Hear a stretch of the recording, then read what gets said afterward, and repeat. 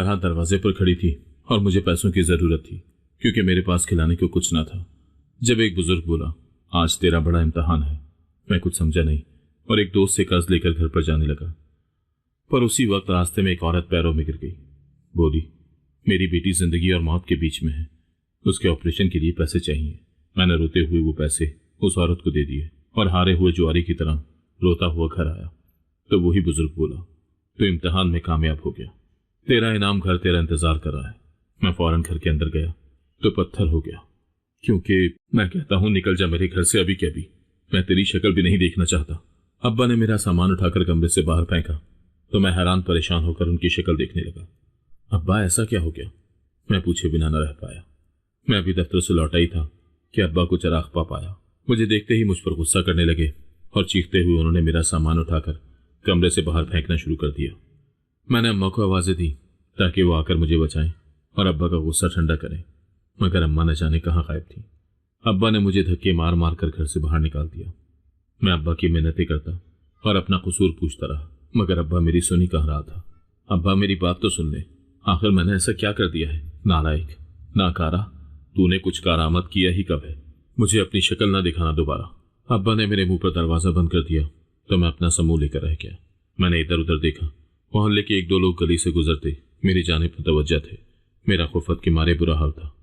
मैं मुंह छुपाए दरवाजे के बाहर बनी सीढ़ी पर बैठकर अम्मा का इंतजार करने लगा। मेरा नाम सरफराज है। मैं घर का छोटा था, मुझसे बड़ा एक ही भाई था। मैं अम्मा का लाडला मगर अब्बा का कभी भी पसंदीदा न रहा। वजह मेरी लापरवाही और बेवकूफ़ी थी। मैं जिस काम में भी हाथ डालता उसमें नुकसान ही उठाता। मैं अपने बड़े भाई से बिल्कुल मुख्तलिफ था। ना तो मैं मतलब परस्त था और ना ही मौका परस्त, बल्कि बेवकूफ़ी की हद तक हकीकत पसंद था। मेरी गलती होती तो मैं फौरन कबूल कर लेता, लेकिन अगर मेरी गलती ना होती तब मैं इनकार भी करता तो कोई मेरी बात का यकीन न करता। मेरे बड़े भाई को अंदाजा था कि अब्बा की नज़र में मेरी ज़्यादा अहमियत नहीं, इसीलिए वो खुद की गलती का सहरा भी मुझे पहना दिया करता और अब्बा उसकी बात पर एतबार करके मुझे सज़ा का मुस्तहिक गर्दानते। अब्बा के सामने मेरी वैसे ही बोलती बंद हो जाया करती और मैं चुपचाप अब्बा की डांट और मार दोनों ही बर्दाश्त कर लेता। मगर मैं अम्मा को ज़रूर आगाह कर दिया करता कि गलती मेरी नहीं बल्कि शहबाज की थी। अम्मा मेरी बात पर एतबार करती, वो मुझे प्यार करती और अब्बा की डांट का असर ज़ाहिर करने की कोशिश करती। मैं पढ़ाई में ज़रा कमज़ोर था, जबकि शहबाज पढ़ाई में बहुत अच्छा था। वो वजीफे की बुनियाद पर पढ़ता रहा, जबकि अब्बा को मेरी फीसें भरनी पड़ती। अब्बा को फीस देने का बड़ा ही अफसोस होता। वो मुझे शहबाज की मिसाल देते जो शहर के बेहतरीन कॉलेज में मुफ्त में पढ़ रहा था, जबकि मैं उस वक्त 9वीं जमात में था। मेरी स्कूल फीस इतनी ज़्यादा न थी, मगर फिर भी अब्बा को गिरा गुजरती। मुझे शाम को अकेडमी भी जाना पड़ता। अकेडमी की फीस देते अब्बा की तेवरियां चढ़ जाती। तुम इतने पैसे भरकर न जाने कौन सा तीर मार लोगे। शहबाज को देखो, जो अकेडमी भी नहीं जाता फिर भी वजीफा हासिल कर लेता है। शहबाज ने 8वीं जमात के जिले के इम्तहान में पहली पोजीशन हासिल की थी, इसलिए उसको 9वीं जमात से वजीफा मिलना शुरू हो गया था। मेरे अब्बा की दुकानें थीं जो उन्होंने किराए पर चढ़ा रखी थी, जबकि अब्बा का कारोबार भी ठीक ठाक था। मगर अब्बा बेहद कंजूस थे। उनकी हमेशा यही कोशिश होती कि पैसा किसी न किसी तरह करके बचा ले। मैं कॉलेज में आया तो शहबाज बैरून मुल्क तालीम हासिल करने चला गया। अब्बा को उस पर फख्र था। वो फख्र से अपने रिश्तेदारों को बताते कि शहबाज ए लेवल पढ़ने गया है। वो रोज़ाना उससे फ़ोन पर बात करते और बैरून मुल्क के बारे में मालूमात हासिल करते। अब्बा को खुद बाहर जाने का बहुत शौक था। मैं आपको बुला लूंगा अब्बा और यहाँ की सैर करवाऊंगा, शहबाज कहता तो अब्बा पुरजोश हो जाते। शहबाज वहाँ सेटल हुआ तो उसने अम्मा और अब्बा का टिकट भेज दिया। अब्बा तो हवाओं में उड़ने लगे। वो फख्र से अपने हल्के अहबाब में बताते कि उनके काबिल बेटे ने उनको बाहर मुल्क बुलाया है। अब्बा अपने कारोबार की जिम्मेदारी मुझे देने के बजाय अपने दोस्त को देकर चले गए, मगर मुझे भी हिदायत करके गए कि मैं रोज़ाना वहाँ जाकर खबरगिरी करूँ। अब्बा का अपना पेट्रोल पंप था। मुझे ज़्यादा समझ बूझ तो ना थी, पर फिर भी मैं रोज़ाना जाकर दफ्तर में बैठ जाया करता और अब्बा फ़ोन पर जो हिदायत देते वो बखूबी सर अंजाम देता। मैं नहीं चाहता था कि अब्बा आकर कोई शिकायत करें कि मैंने उनके पीछे घर और कारोबार का ख्याल न रखा। मैं होटल पर खाना खा रहा था जब वकार भाई से मेरा सामना हुआ।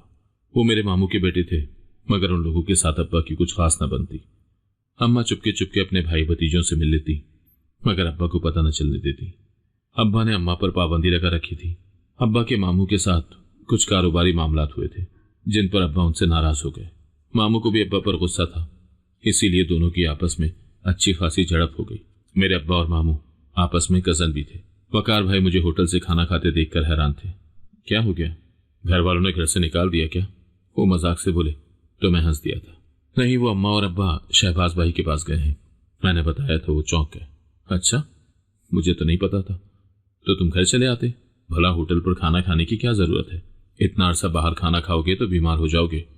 मैंने मना किया, पर वो मुझे जबरदस्ती घसीट कर ले गए। नहीं पता चलेगा तुम्हारे अब्बा को। मामू मोमानी दोनों ही मुझे देखकर खुश हुए। लड़ाई तुम्हारे अब्बा की और मामू की हुई थी, तुम्हारी नहीं। तुम तो चक्कर लगा लिया करो, मोमानी ने मुझे प्यार से कहा तो मैं कुछ शर्मा गया। नहीं मोमानी, वो बस अब्बा गुस्सा करेंगे, इसीलिए मैं ऐसे काम ही नहीं करता। तुम दोनों भाई बहुत फर्माबरदार हो। ना शहबाज ने कभी चक्कर लगाया और ना तुमने। उनकी बात ठीक थी। शहबाज तो अब्बा की बात कभी न टालता। अम्मा आपको बताकर नहीं गई मामू? मैंने मामू से पूछा। बताया था उसने, बस मेरे जहन से निकल गया।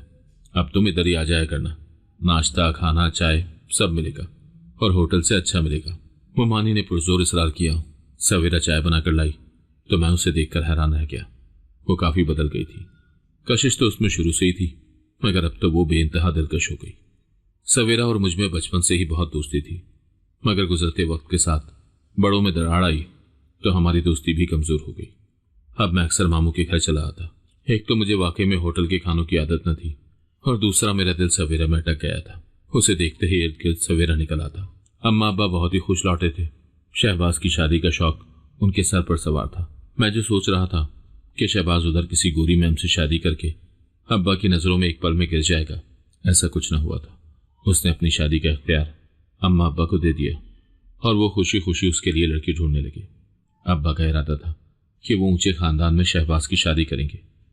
अब्बा ने अपने कारोबारी दोस्त की बेटी को शहबाज के लिए पसंद किया और उसका रिश्ता डाल दिया।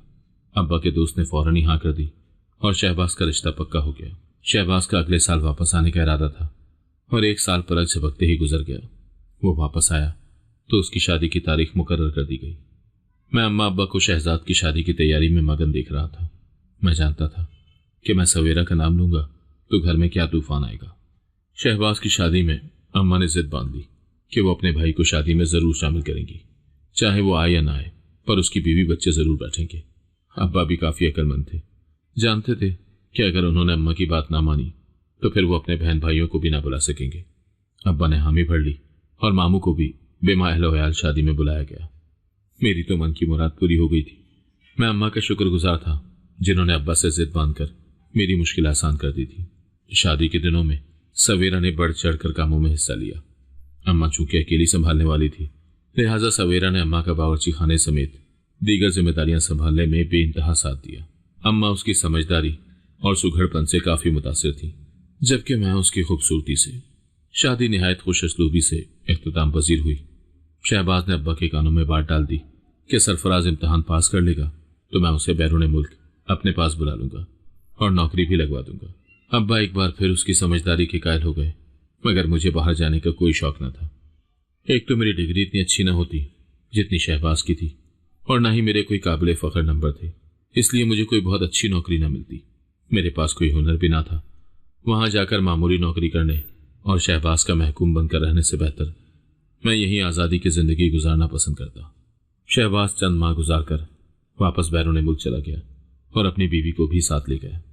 मैं अपने कॉलेज के 2 पर्चों में फेल हो गया था। अब्बा के साथ साथ मैं खुद हैरान था। मेरे पर्चे इतने अच्छे हुए थे कि मैं पास हो जाता। अब्बा मुझसे काफी मायूस हुए। उनको मेरी बेइज्जती करने का एक और मौका हाथ आ गया। अब मैं इसकी पढ़ाई पर मजीद पैसा बर्बाद नहीं करूंगा, अब्बा ने बाकायदा ऐलान किया और मुझे अपने साथ काम पर आने को कहा। मैं अब्बा के साथ काम पर जाने का रिस्क न ले सकता था। अब्बा ने दिन भर मेरी बेइज्जती करनी थी, इसीलिए मैं घर में ही दुबक गया। मैंने जैसे तैसे 2 पर्चे पास किए और नौकरी की तलाश शुरू कर दी। अब्बा का गुस्सा उरूज पर था। ये चंद रुपए की नौकरी के लिए धक्के खाएगा, वैसे इसकी औकात भी यही है। मुझे भी अब्बा की कोई ज्यादा परवाह न थी। अब्बा के हाथों जलील होने से बेहतर था कि मैं किसी और के हाथों जलील हो जाऊं। मेरी नौकरी लगे अभी 2 माह हुए थे कि मेरे सिर पर शादी का भूत सवार हो गया। मैं तो शायद सब्र कर लेता, मगर मुझे मालूम हुआ था कि सवेरा के रिश्ते की बात चल रही थी, इसीलिए मैंने हिम्मत करके अम्मा के सामने सवेरा का नाम ले दिया। मैं सवेरा से शादी करना चाहता हूँ। अम्मा हैरान होकर मुझे देखने लगी। तूने पहले क्यों ना बताया? मगर तेरे अब्बा कभी नहीं मानेंगे। अम्मा, आपने उन्हें शहबाज की शादी में दावत देने के लिए भी तो अब्बा को मना लिया था। अब भी मना लेना। शादी में बुलाना और उस घर से बहू लेकर आने में बहुत फर्क है। तुम्हें मालूम तो है अपने अब्बा की जिद और झगड़ालू तबीयत के बारे में। वो मैं अच्छी तरह जानता था। मैं भी तो उन्हीं का बेटा था। वो जिद्दी थे तो मैं भी कुछ कम न था। मैं अम्मा के पीछे पड़ा रहा और उनको सवेरा के लिए मनाता रहा। अम्मा को तो खुद कोई एतराज ना था। उनकी भतीजी बहू बनकर उनके घर में आ जाती तो क्या बुरा था। मगर वो जानते थी कि अब्बा को सख्त एतराज होता। वो कभी न चाहते कि अम्मा की भतीजी इस घर में आए। अम्मा और मैं दोनों ही अब्बा के मिजाज से आशना थे। फिर भी मेरी जिद से मजबूर होकर अम्मा ने अब्बा से इस बारे में बात की। अब्बा का जवाब हस्बे तवक्को था। ये मुमकिन नहीं है। मैं उस घर की बेटी इस घर में ना लाऊंगा। वो तुम्हारा भाई है। इतनी रिश्तेदारी काफी नहीं है जो रिश्तेदारी को बढ़ाने चली हो। आपको मेरे भाई से मसला क्या है आखिर? क्या हो जाएगा अगर मेरे भाई की बेटी आकर इस घर में ऐश कर ले? किसी गैर खानदान की भी तो लाएंगे ना। तो अपनों की आ जाएगी तो क्या हर्ज है? मैं कौन सा अपनी बहन या भाई की बेटी ला रहा हूं। इसीलिए तुम भी ऐसी कोई जिद मत करो। अपने दिलो दिमाग से ये बात निकाल दो। मैं कल ही बात करता हूं अपने दोस्तों से। अनवर की अच्छी चलती दुकान है। इकलौती बेटी है उसकी। उससे बात करता हूं। उसकी दुकान संभाल लेगा तुम्हारा लड़का। वैसे कौन सा उसने कुछ करना है। अब्बा अम्मा को साफ इनकार करके अपनी मंसूबाबंदी बताकर चल दिए तो मेरा दिल जलकर खाक हो गया। न जाने अब्बा का मसला क्या है। शादी ना हो गई, कारोबारी हो गया। बंदा अपनी मर्जी से कर ही नहीं सकता। अभी तो अब्बा को यही लग रहा था कि ये अम्मा की ख्वाहिश है। अगर अब्बा को मालूम हो जाता कि ये मेरी ख्वाहिश है तो अब्बा मेरी चमड़ी उधेड़ देते। सवेरा, मेरे साथ शादी करोगी? अम्मा की रजामंदी से मुझे कुछ हौसला हुआ तो मैंने सवेरे से बात करने की ठानी। अभी तक उसको मेरी बेकरारी के मुतालिक कुछ भी मालूम न था। अब्बा न सही, अम्मा तो राजी थी ही। सवेरा ने मुझे हैरत से देखा। ये क्या बात कर रहे हैं आप? क्यों, क्या बुराई है मुझ में?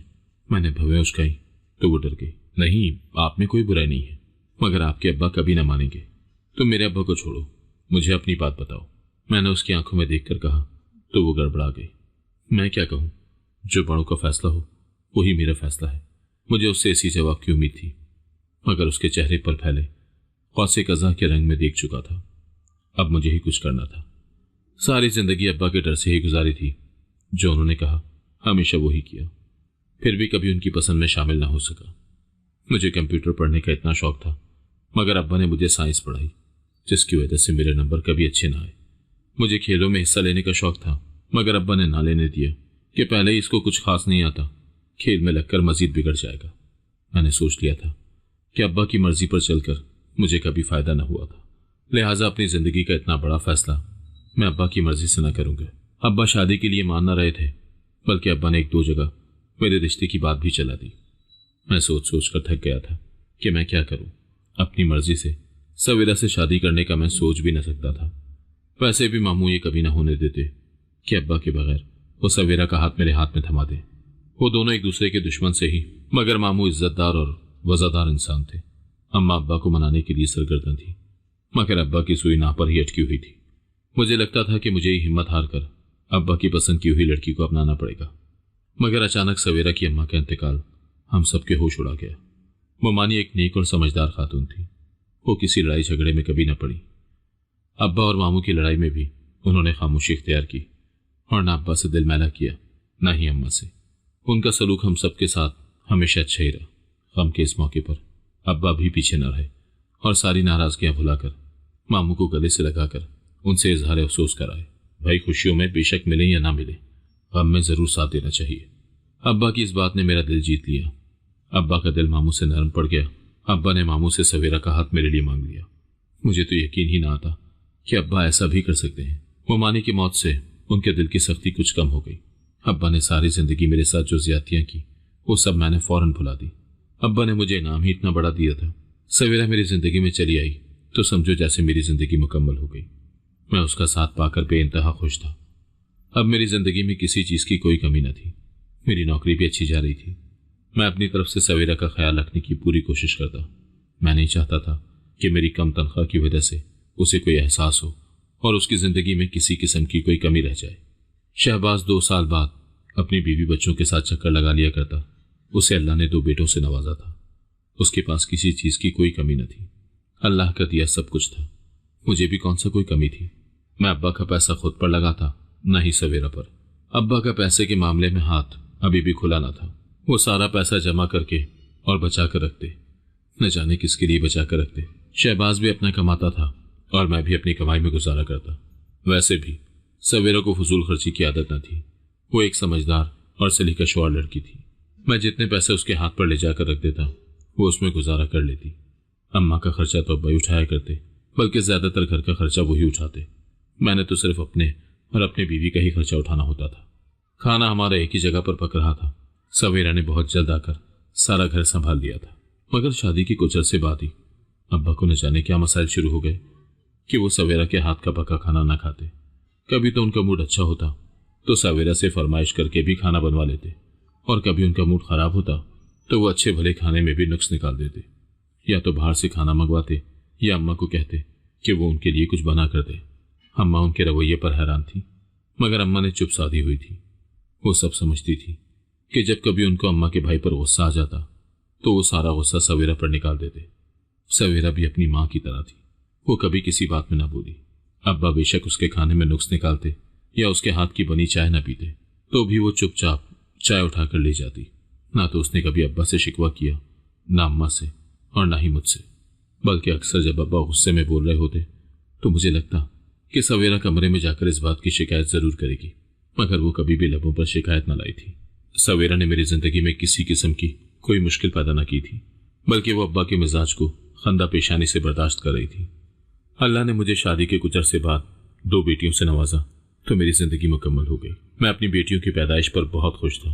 मेरा बस चलता तो मैं उनकी राह में फूल बिछा देता और जिंदगी की कोई तकलीफ उनको ना पहुंचने देता। मैं हवाओं में था। मैं अपने आप को दुनिया का खुशकिस्मत तरीन इंसान समझता। मेरी बेटियां जब मुझे बाबा कहकर पुकारती तो मेरी जिंदगी बदल जाती, मगर मेरी बेटियां अब्बा को पसंद न थी। उनको इस बात का अफसोस था कि मेरे यहाँ सिर्फ बेटियों की पैदाइश हुई थी, जबकि वो चाहते थे कि उनका पोता इस दुनिया में तशरीफ लाए। लेकिन ये मेरे इख्तियार में ना था और ना ही सवेरा के। मुझे पहली बार इस बात का एहसास हुआ कि अब्बा लड़कियों को अच्छा ना समझते थे। अब्बा के खुद 2 बेटे ही थे और शहबाज भाई के भी बेटे थे, मगर अब भला इसमें मेरा क्या कसूर था, और ना ये जरूरी था कि मैं भी बेटा ही पैदा करता।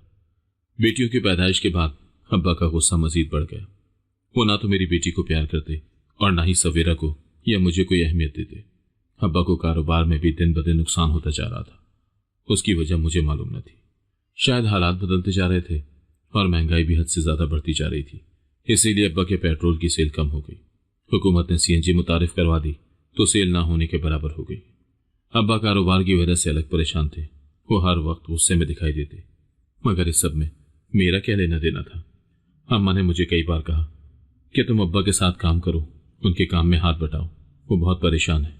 मगर अब्बा ने मुझे इतनी इजाजत न दी थी कि मैं उनकी मर्जी के बगैर उनके कारोबार में कैसे शामिल हो सकता था। अगर वो मुझे अपना बाजू बनाना चाहते तो मुझे कुछ रहनुमाई फराहम करते और मुझे अपने साथ पेट्रोल पंप पर जाने को कहते, मगर उन्होंने कभी ऐसा न कहा था। मैं अपनी नौकरी में खुश था। मुझे तजुर्बा हासिल होने के बाद उससे बेहतर नौकरी मिल गई। तनख्वाह बहुत ज्यादा न थी, मगर मामूली भी न थी। मेरा बीवी और बच्चों के साथ अच्छा गुजारा चल रहा था। सवेरा एक बार फिर उम्मीद से थी। अब्बा को पूरी उम्मीद थी कि इस बार बेटा होगा, मगर मैंने ऐसी कोई उम्मीद न बांधी। मुझे बेटी भी उतनी ही प्यारी थी जितना बेटा प्यारा होता। अल्लाह ने मुझे बेटी से नवाजा। अब्बा का मूड बुरी तरह बिगड़ गया। वो ना तो अस्पताल में मेरी बेटी को देखने आए, ना ही उन्होंने मुझे मुबारकबाद दी, मगर मैंने ज्यादा परवाह न की। अम्मा मेरी बेटियों से बहुत प्यार करती थी और मेरे लिए इतना ही काफी था। वो अब्बा को भी समझाती, मगर अब्बा साफ इनकार कर देते। मैं अपनी जायदाद में से कुछ भी इनके नाम न लिखूंगा, क्योंकि ये तो पराए घर चली जाएंगी और साथ में मेरी जायदाद भी तकसीम हो जाएगी। मैं सब कुछ अपने बेटे के नाम ही रखूंगा, ताकि जो कुछ भी है इसी घर में रहे।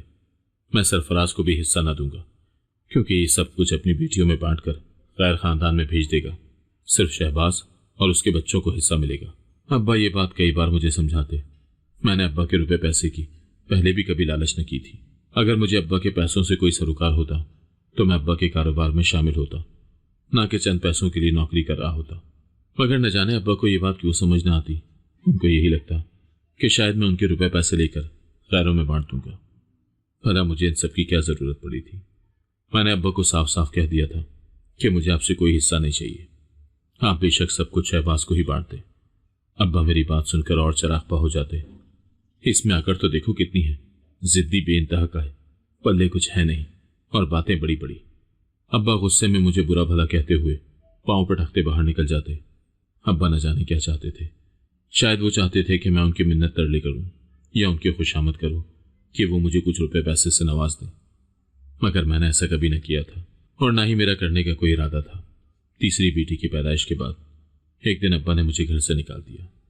सवेरा अपने मैके अपने बाप से मिलने गई हुई थी, जबकि अब्बा को न जाने किस बात पर गुस्सा आया। मैं अब्बा से पूछ पूछ कर थक गया कि मेरा जुर्म क्या है, मैंने ऐसा क्या कर दिया, मगर अब्बा ने मेरी एक भी बात न सुनी और मुझे घर से चलता किया। मेरा सामान उठाकर बाहर फेंक दिया, जिसका मतलब था कि अब मेरी और मेरी बीवी की इस घर में कोई जगह बाकी न रही थी।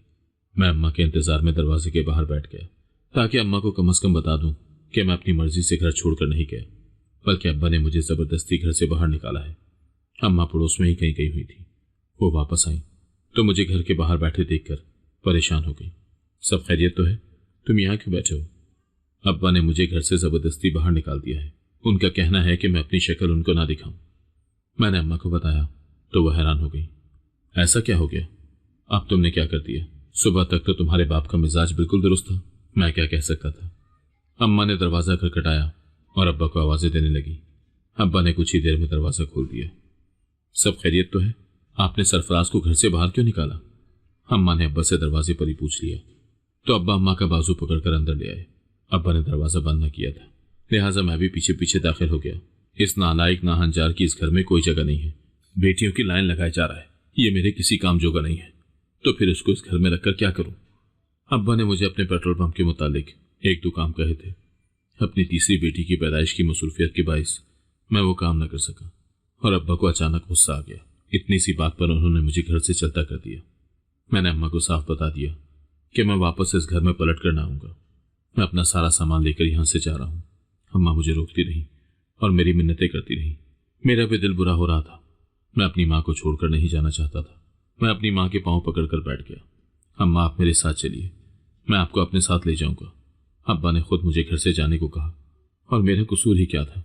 सिर्फ इतना कि मैंने अब्बा के कुछ मामूली काम सर अंजाम न दिए थे। तुम्हें पता है सरफराज, वो आजकल परेशान है। शहबाज भी यहाँ नहीं होता। कौन है जो उनका कारोबार में हाथ बटाए? वो अपने आप को अकेला महसूस करते हैं। तुम तो अपनी नौकरी करते हो, तुम्हारे बाप का कारोबार कैसा जा रहा है और कैसा नहीं, तुम्हें इस बात की परवाह भी है? मुझे अम्मा की बात ठीक लगी। वो सही कह रही थी। अब्बा कारोबार को लेकर काफी परेशान थे और यहां पर उनका कोई सहारा भी ना था। मगर अब्बा ने खुद ही मुझे अपने कारोबार से दूर रखा हुआ था। उनकी मर्जी के बगैर मैं कैसे उनके कारोबार में शामिल हो सकता था? वो अगर मुझे कहते तो मैं उनके कारोबार में उनके साथ उठ खड़ा होता और जैसा वो कहते या मेरी रहनुमाई करते मैं वैसा उनके साथ काम करवाता। मगर वो राजी ना थे कि वो कारोबार मेरे हाथों में दें। मैंने अम्मा को ये बात समझाने की कोशिश की। मैं जानती हूं, मैं सब जानती हूं, लेकिन सरफराज मैं क्या करूं? तुम खुद ही मुझे बताओ।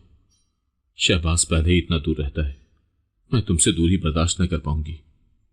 अम्मा, मैं मोहल्ले में ही कोई घर देख लूंगा, या तो आप अभी मेरे साथ चलकर रहें या आप चक्कर लगाती रहना। मैं आपसे नाराज होकर थोड़ी जा रहा हूं। तेरे बच्चों के बगैर मेरा कैसे दिल लगेगा? अम्मा अफसोस से हाथ मल रही थी। मगर मैं क्या करता? एक तो अब्बा ने मुझे साफ साफ कहा था कि मैं उनको अपनी शक्ल ना दिखाऊं। दूसरा, मेरी बच्चियां बड़ी हो रही थी। अब्बा हर वक्त बेटी पैदा करने का शिकवा करते तो मेरी बेटियों के दिलो दिमाग पर क्या गुजरती। मैं नहीं चाहता था कि उनके नन्हे जहन खराब हों। अब्बा की फितरत नहीं बदलनी थी, मुझे ही कोई बड़ा कदम उठाना था। मैंने अलहदा किराए का मकान का बंदोबस्त कर लिया और अपनी बीवी सवेरा और बच्चियों को लेकर वहां रहने लगा। अब्बा के कारोबार में बड़ा नुकसान हुआ था। अब्बा ने पेट्रोल पंप बेचने का फैसला कर लिया था। पेट्रोल पंप बेचने के बाद उसकी जो रकम मिली वो अब्बा ने मुझ में और शहबाज में आधी आधी तकसीम कर दी।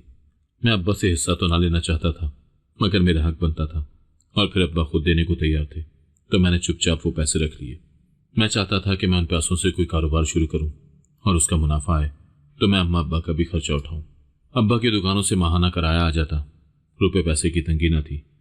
मगर अब्बा इतना बड़ा सदमा बर्दाश्त न कर पाए थे। उनका चलता कारोबार बिल्कुल ठप हो गया था तो उन्हें मजबूरन पेट्रोल पंप बेचना पड़ा। फिर भी अब्बा ने सारी जिंदगी जो पैसा जोड़ा था, अब्बा के पास काफी रकम जमा थी।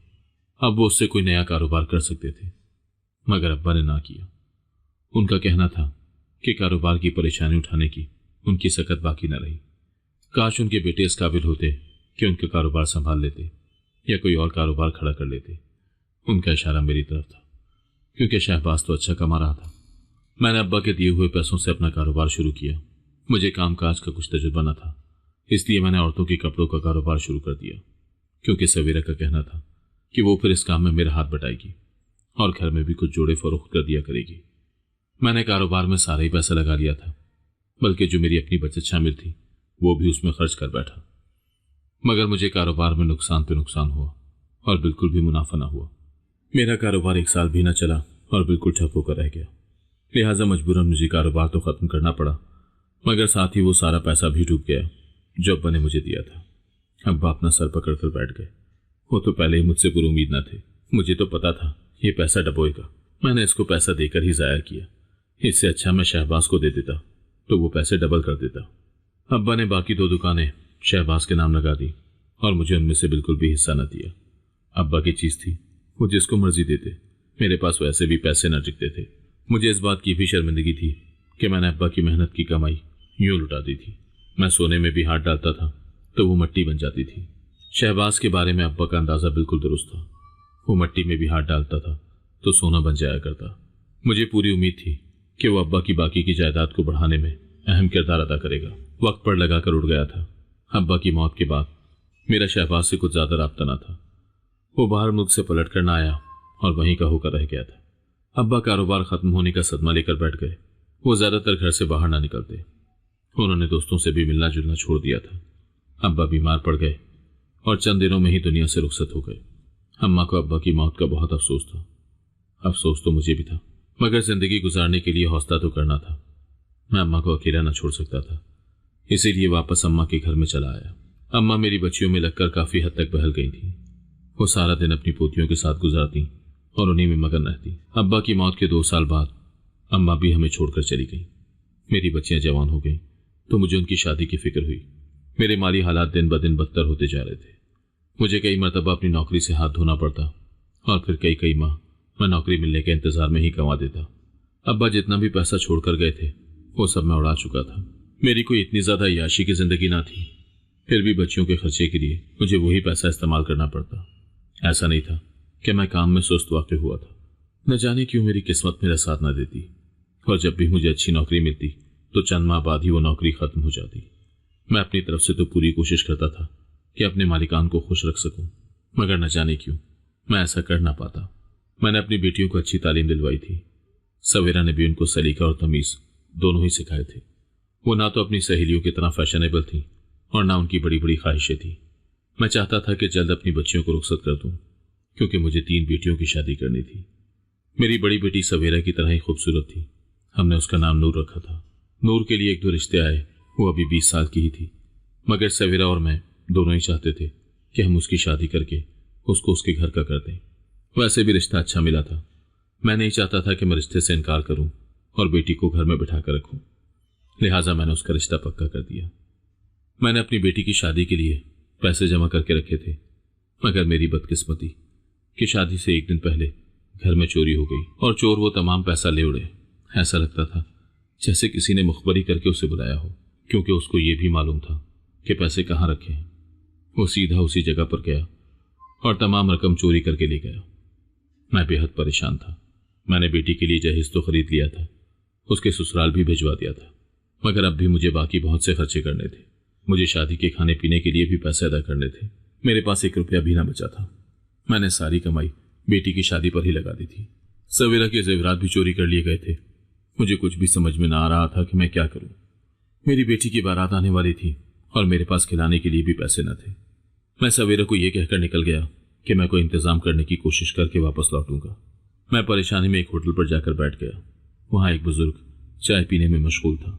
उसने मुझे यूं झुके सर के साथ बैठे देखा तो मेरी परेशानी की वजह पूछने लगा। मैंने उसे अपनी तमाम परेशानी कह सुनाई। आजमाइश खुदा की तरफ से ही आती है। आज तेरा बड़ा इम्तहान है, देखते हैं तुम अपने इम्तहान में कैसे पूरे उतरते हो। बुजुर्ग की बात मुझे समझ न आई थी। मैं अपनी परेशानी में था, जबकि उसको फलसफा झाड़ने की पड़ी थी। मैं चुपचाप वहां से उठकर चल दिया। मेरे जहन में यही ख्याल आया था कि मैं अपने किसी दोस्त से रकम उधार मांग लूं और अपनी बेटी को रुखसत कर दूं। उसके बाद मैं कोई लायामल तैयार करता कि मुझे पैसे कैसे कमाने थे और कर्ज कैसे वापस करना था। मैं एक दोस्त से कर्ज लेकर घर जाने लगा, पर उसी वक्त रास्ते में एक औरत पैरों में गिर गई। वो बोली, मेरी बेटी जिंदगी और मौत के बीच में है, उसको ऑपरेशन के लिए पैसे चाहिए।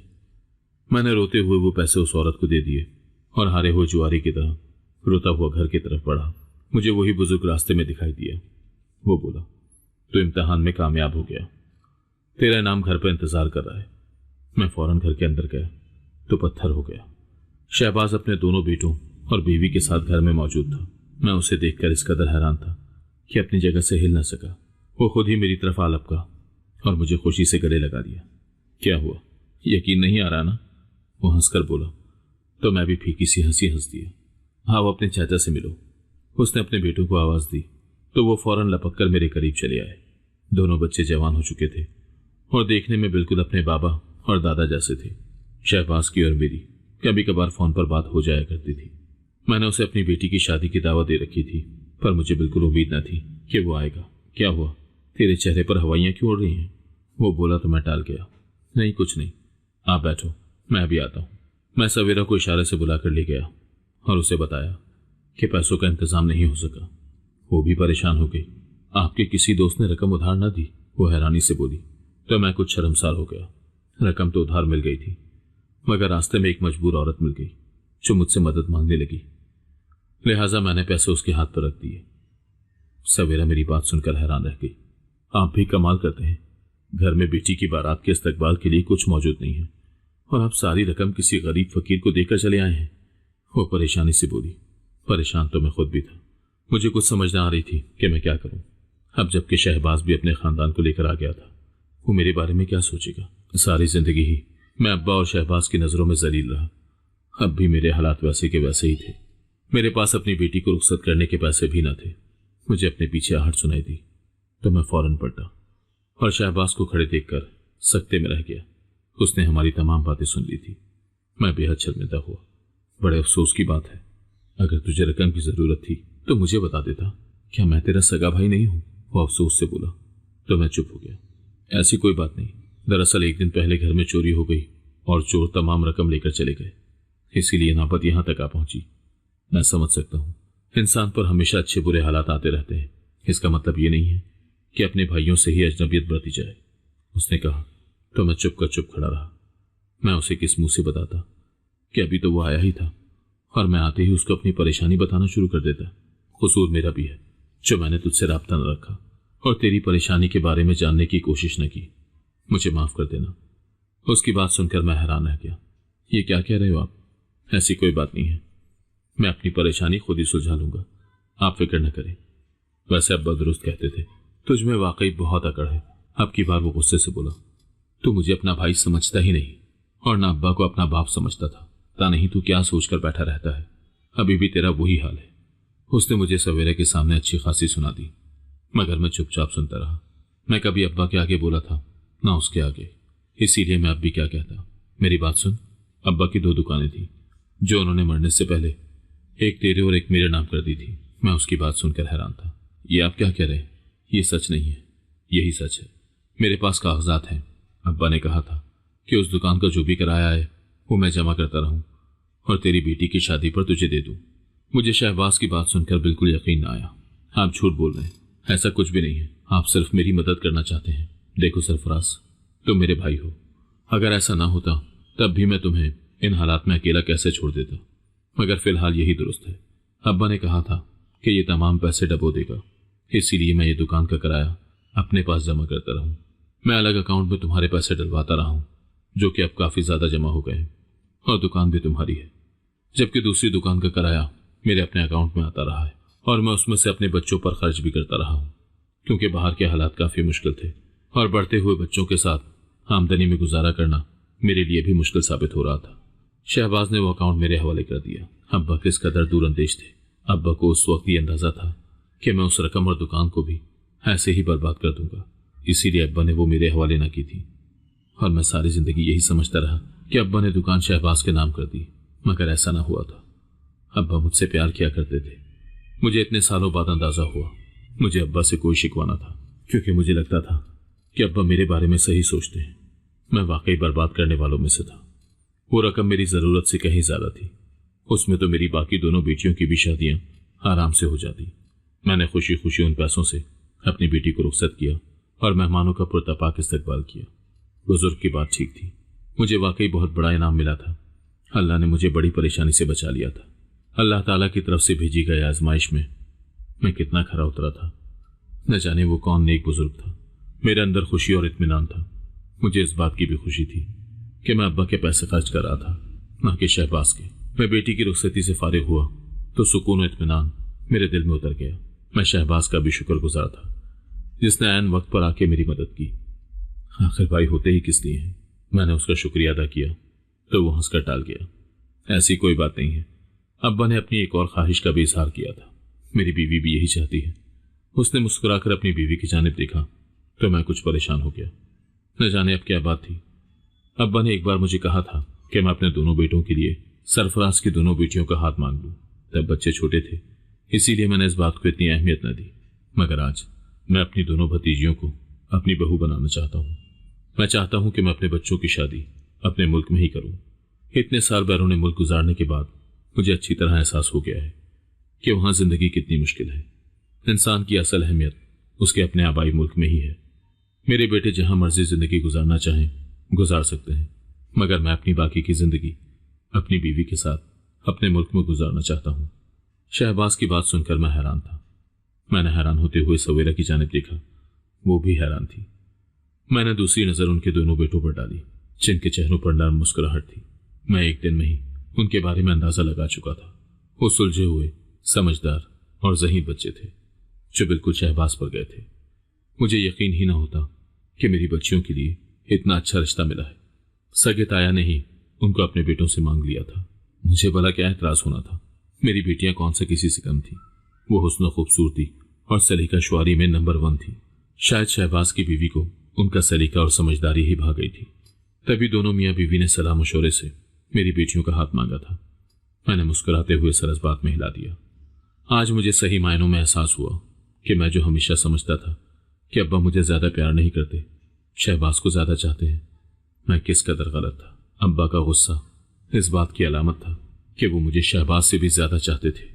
यही वजह थी कि उनके मरने के इतने सालों बाद भी मैं उनकी वजह से ही फायदा उठा रहा था। अगर आपको आज की कहानी पसंद आई है तो वीडियो को जरूर लाइक कीजिएगा और अपने दोस्तों के साथ भी शेयर कीजिएगा। और हां, अगर आपने अभी तक हमारा चैनल सब्सक्राइब नहीं किया तो जरूर सब्सक्राइब करें। मिलते हैं कल एक नई और दिलचस्प कहानी के साथ। अल्लाह हाफिज।